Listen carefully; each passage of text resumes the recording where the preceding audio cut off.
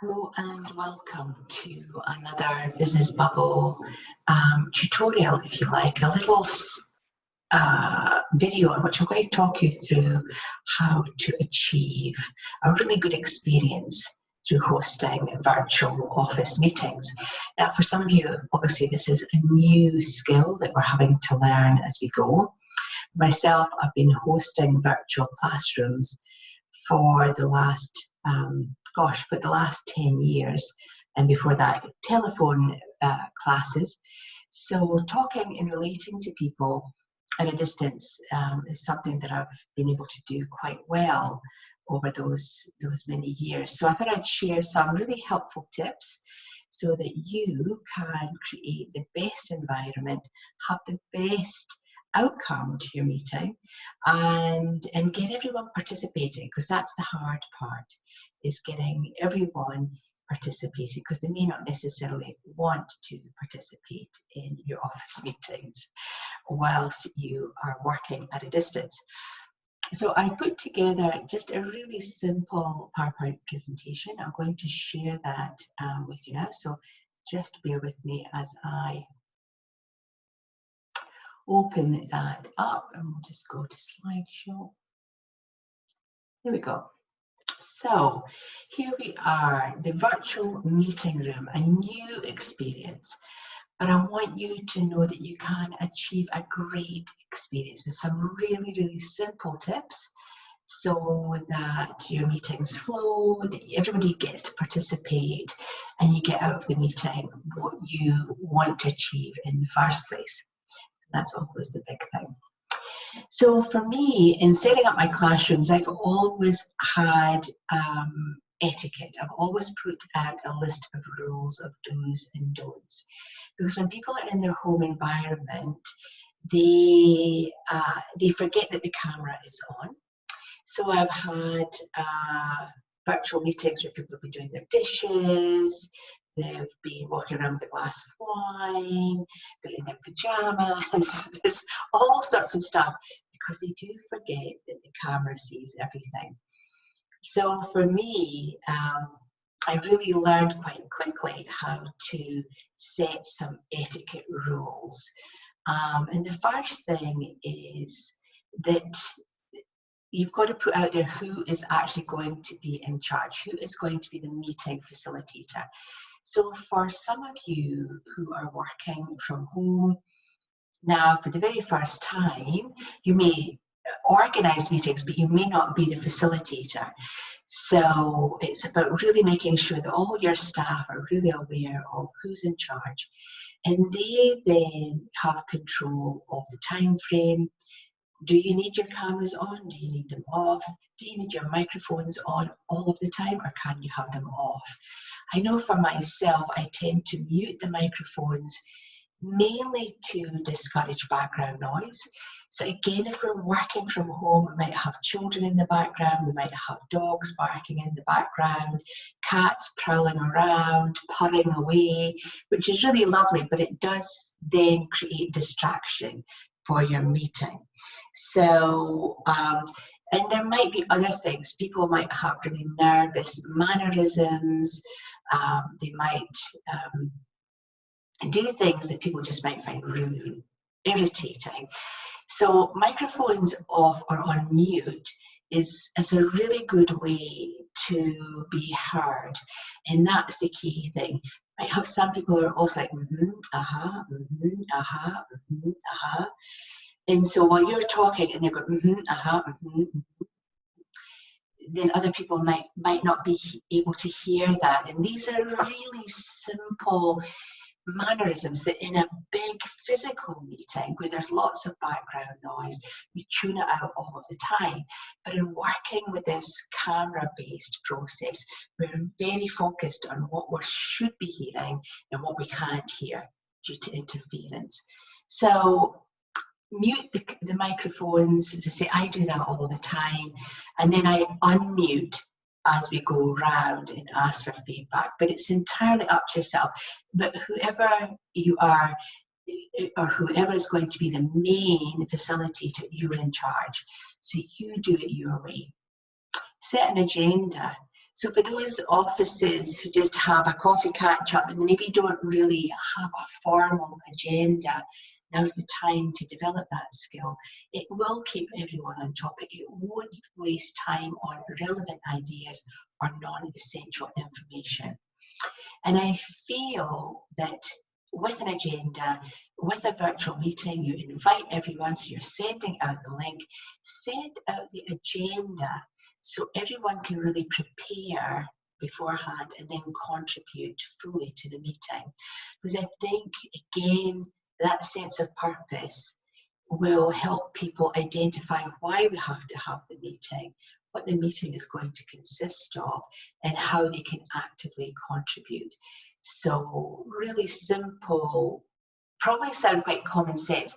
However, if you've just been thrown into trying to use this new technology, whether it's Zoom or Skype or Office Meets or Hangouts, you know, or whatever app you're using, there's just a meridian of them out there. Then just be careful in really taking control so that it doesn't become a bun fight with everyone speaking on top of each other.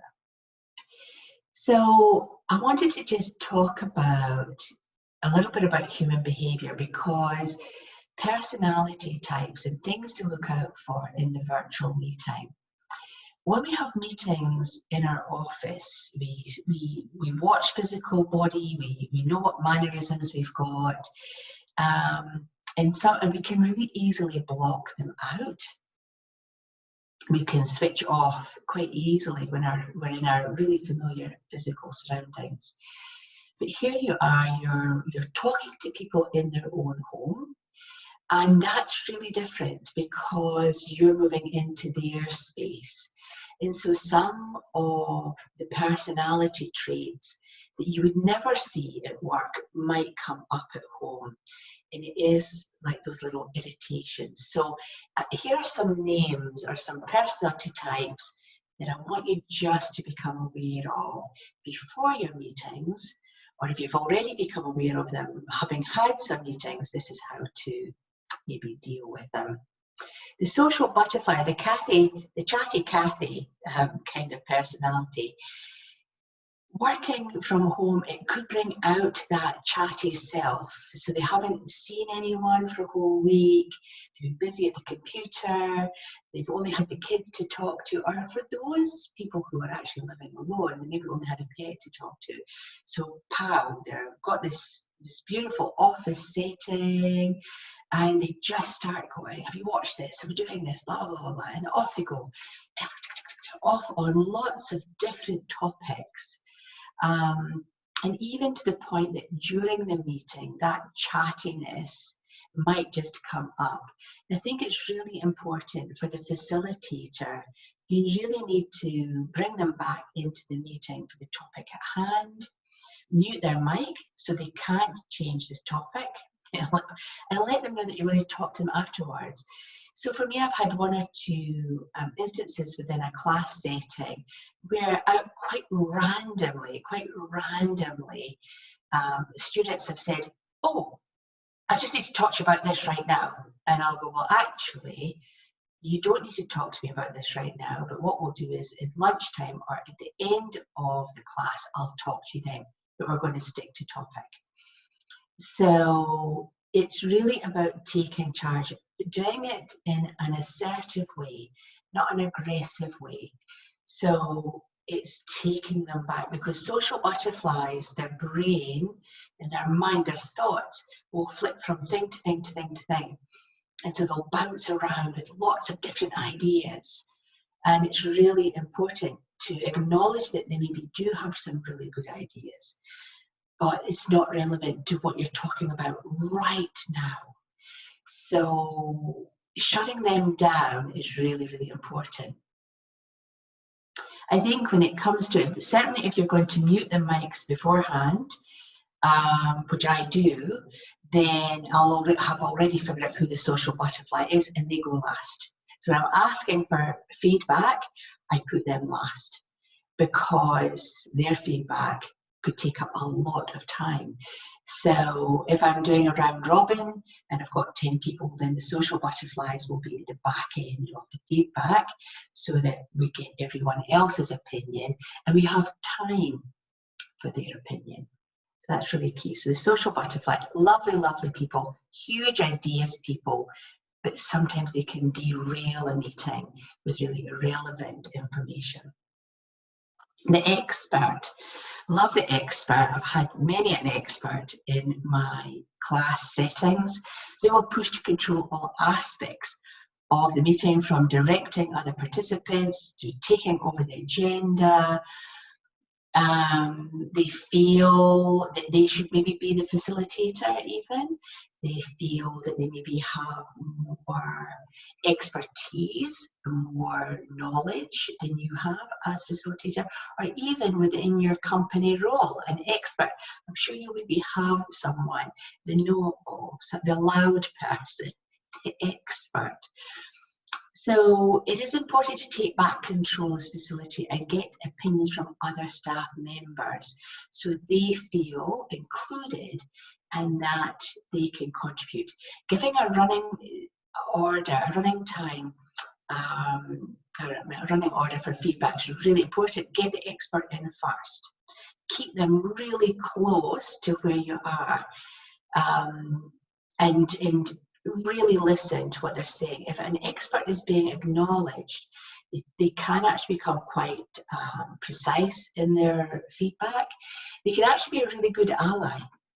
So don't see them as a threat to one of your position, of what you're doing in your company. Just utilize what they feel is their expertise. So get them to go first in the feedback. They will glow. They will be really pleased to be participating first. They'll give their expert opinion. And what that means is that the rest of the team will then have time to really think about what this person has contributed and what they've had to say. You'll also get the shrinking violet. I was definitely a shrinking violet for many a year until I worked for a really large charitable organisation. And actually it was the chief executive who sat, a brand new chief executive who sat and said, "You don't have an awful lot to say in these meetings, do you, Phyllis?" And I said, "Well, no, I don't, because look what's happening over there." So there's always a bun fight at our team meetings, always a bun fight. There was always the expert, there was always the chatty Kathy, and I definitely was the shrinking violet. I would just sit back and I just felt I didn't actually have to talk because everyone else was doing it for me. However, as a facilitator, and I would watch my chief executive, he would really then start to take charge and go, okay, then he would start with me, draw me out. And it is your job as a facilitator to give them space to talk, and give them a safe space to talk. You know, get them, if you're muting the mics, it really takes the pressure off of being interrupted by the expert or being distracted by the social butterfly. When we give these shrinking violets space to talk, we're bringing them into the discussion so that we can actually hear their ideas or their thoughts that can be shared within the meeting. And that's maybe something which in a physical meeting you maybe haven't been aware of, but in the online meeting you'll definitely know the ones who go, aha, aha, and that will probably be your shrinking violet. Yep, nodding away, not actually contributing.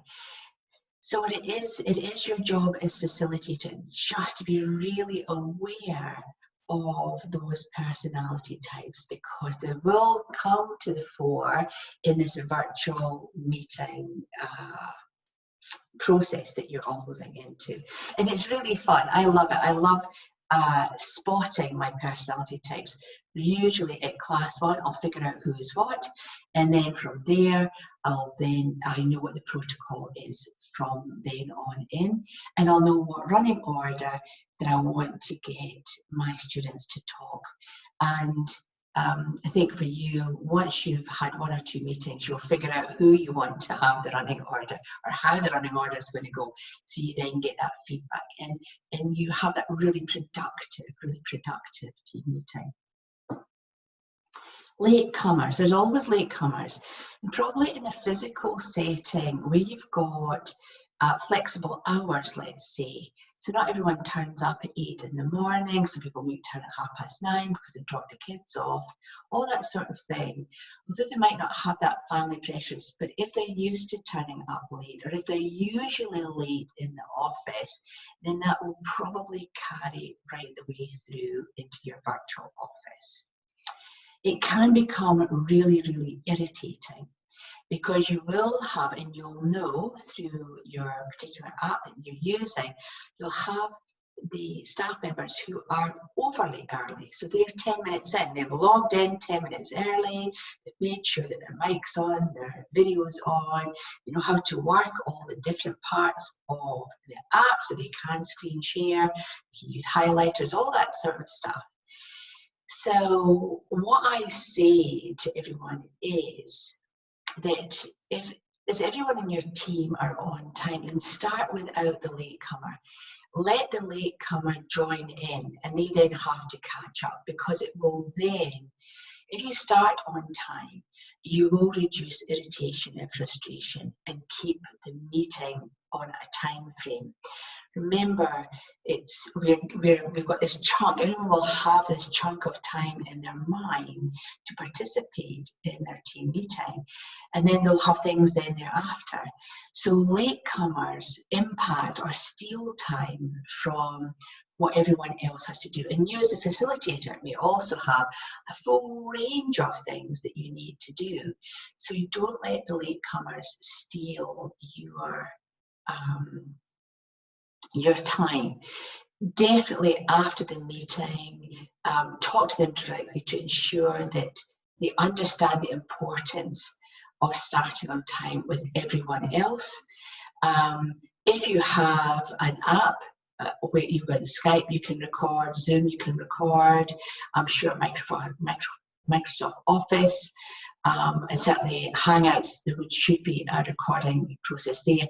So that's the key thing. If you're recording your meeting, then that's your minutes. So everyone gets a copy of the recording so that the latecomers, for whatever reason, can catch up on where you've been. But what I would say is I wouldn't overly delay your meeting for people who are normally late anyway. And that's just a personality thing. It's just about, they get distracted, they forget about the time, and it just sort of snowballs into a drama where everyone's then irritated. And that can really be quite hard to handle in your team meeting. So latecomers, yeah, deal with them separately after the meeting. But also, if you've got a recording, everyone gets a copy of the meeting, because that's your minutes, and that then serves as a check-up for those who maybe missed something, want to revisit something, or definitely for the latecomers as well. And the wording that we use, so just move this down a little bit. Language in your virtual meeting. How we talk in our virtual office can really engage our participants. So using language that stimulates conversation around the agenda will help towards a positive experience and outcome from everyone. And this goes right back to my tele classes, right back in the 1990s. And we couldn't see our students, so we had to really use language that would draw them into the conversation. So simple things, presuppositions, gosh, I couldn't see that there. So who would like to start? And, you know, on the tele classes, the student would just say their name and go, okay, so you start. Or for those of you, or next, so next on the agenda. So it's about setting up opportunities or space for students to know what's happening or what's coming next. Or for those of you, that's a really lovely phrase. It sort of helps allay any anxiety or fears, helps them know that maybe they're not the only person who's never been in a virtual office. So for those of you who've never been in a virtual office, this is how we're going to work. And then you go through the etiquette, etc. So suppositions, there we go, got it at last, is that how do we presuppose what we want or what people are thinking. And install is where, when working on the telephone lines, we wanted to really make sure that we were still engaging with people. I'd like to hear from, if we hadn't heard from anyone, then we would do an install, which would be, I'd like to hear from you, Jane. You've been very quiet. That might be your shrinking violet. You want to install how they share. So when you do share, guys, this is what we'd like to hear. Are things like installing a thought process. You may find that as you work from home, or you may find as you connect to your client base, you may find, so you're installing in your audience, in your co-workers, thoughts and feelings, and they'll start to think. They'd start to think about, oh, she's going to talk to me next. You know, and I think it's really difficult when I had a team meeting with my colleagues. I have an online corporate massage business, not an online, but a corporate massage business, and as well as an online class business.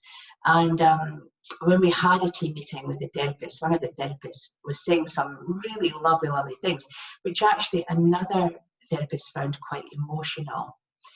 So it's, you know, it's, how do you then deal with that? How do you deal with that? And softeners are quite good. So it's really, it's using those words that are really soft. Usually in our team setting, we'd be doing this. However, we're doing this, and you may find this difficult. Commonly, often, might be. So for me, on that softener, she didn't want to be. I went to her next, didn't realise that she was quite tearful. And so she expressed how tearful she was, and how lovely the other therapist, the things that she said were really lovely. And so I then had to really soften that and make her feel safe by just agreeing with her. I agreed with her, and really sort of use a lovely soft approach so that she didn't feel a little bit silly by having an emotional response. So softeners are really, really, really good. So for me, I use the word usually, and I said usually I'm the same. Usually I find kind words really emotional for me. So thank you for sharing, and made her feel okay. So some of those softer words to use. And then the future pace, as you're wrapping up, as you're coming to the end, you know, by the end of this meeting, we should all know what we're doing. By this end of this meeting, we should have a strategy for moving forward. You know, I've given out the deadlines, so I hope to see, I'm looking forward to seeing your work coming through. What is the future? When is the next meeting? What is the future pace that you're going to set with your colleagues from home? And that then gets to start them thinking about, so by the end of this meeting, I know what I'm going to be doing, when and how, and it needs to be in by. And that sets that sense of purpose, because working from home or a different office environment, just settling into that can be quite difficult. Actually, just the physical stuff, setting up the computer, the printer, the internet, cables running everywhere all over the house, all that sort of stuff. But the future pace is really motivational. So use that end of the meeting or future pace language so that they know your staff have direction, they have purpose, and they have time frames. And that can really instill that sense of getting up at the same time, going into the office at the same time, having coffee breaks, having lunch breaks, and then finishing their work on time. So future pace is really good. By the end of this meeting, we should all know what we're doing. By the end of this meeting, you'll have deadlines and projects to complete, and our next meeting will be. And that is a real driver, it's a real motivator on how to do that. So one of the key things that I really enjoyed about doing telephone meetings is we had to be really, really, really sharp. So on the telephone classes, it was an hour. We book an hour of time on the telephone line, if you like, on a very specific telephone function. And all the students would dial in and we'd all meet up. So, and I've got here a time and pace of a 1 hour meeting. Really important. Start on time. People will be waiting in your virtual office, so make sure you are ready at the start time in your invites. So you as the host, you can't be late. You've got to be there. That's just it. Spend sort of 8, maybe 10 minutes of introductions, setting the scene for the meeting, get the meeting all done, and check in with your participants that they are ready. You can hear and you can see you properly. So it's that sort of thing, doing that round robin, switching on the mics, going, can you hear me? Can you see me okay? Nice to see you. And everyone else will be hearing the conversation, even though their mics are off, and you keep going round. So that's sort of 8 to 10 minutes just to say, hi, how are you? It's great to see you're all here. And then you come into the body of the meeting, and that's between those 2 blue arrows. So that's 45, 50 minutes of the meeting. Work through your agenda so all points are covered. It's good to have all mics on mute if you have a big topic to cover, so everyone can hear what needs to be said. Unmute so questions can then be asked. So the body of the meeting. And again, if you have in our family business, we have very specific functions. So marketing would get their space to talk, finance department gets their space to talk, manufacturing and sales gets their space to talk. We don't all sort of clash in together. We have very specific time frames for when we can talk and share our thoughts and feelings. A little bit of question time, that blue arrow to the orange arrow, 5 minutes question time, summarising the meeting, and really to ensure the complete understanding of your team. Does everyone understand? Is there any questions? Is there anything you'd like me to go over? Again, that's that install. Is there anything you'd like me to go over? And recap who is doing what. So recapping at this point in time is really good. So, you know, Jenny, you're going to have such and such done by such and such. And James, I'm looking for that report on my desk within the next 5 days. And Rachel, you know, summarising, making sure everyone has that function that they need to do. And then 5 minutes for goodbyes. It's really, really important to set up that social aspect, especially for the social butterflies. This is when they'll start to really begin to miss the team. They'll have enjoyed it. They will have felt connected. And again, if they do live alone, then remember they're going back into a place of isolation. Normally in an office, the hum of the office is a constant reminder that they're not alone, whereas actually when they're at home, they are alone. So the 5 minutes of goodbyes is actually really important. It's great to see you. Have a great weekend. I'm looking forward to seeing your work. Bye. And we do that. Used to love the Waltons. I'm showing my age here. The Waltons, where it would be night grandpa, right grandpa, John boy. You know, they all just said goodbye to each other, and it felt really lovely. I used to love watching that at the end. So the same is here, goodbye, say goodbye, and as facilitator, you know, make sure that you do identify everyone in your team. If you've got a team of 100 people all sharing space, then obviously you're not going to identify them individually, but you can at least say goodbye to the marketing team, or the sales team, the finance department, or whatever it is that you've got, so that everyone feels included in your roundup at the end.